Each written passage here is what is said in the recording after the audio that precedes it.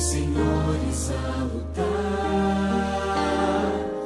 Qual dos dois irei servir? Há só uma decisão. Quantas vezes procurei os prazeres deste mundo, encontrei mil motivos pra chorar. O inimigo sempre vem disfarçando as intenções, com ciladas ao redor, ele quer me destruir. Só Jesus pode me dar a real felicidade e poder para ser o vencedor.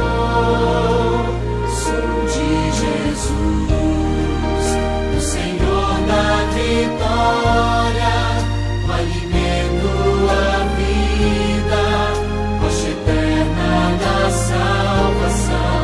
Seu amor me atraiu, deu-me paz e alegria. Eu já fiz minha escolha, sou de Jesus.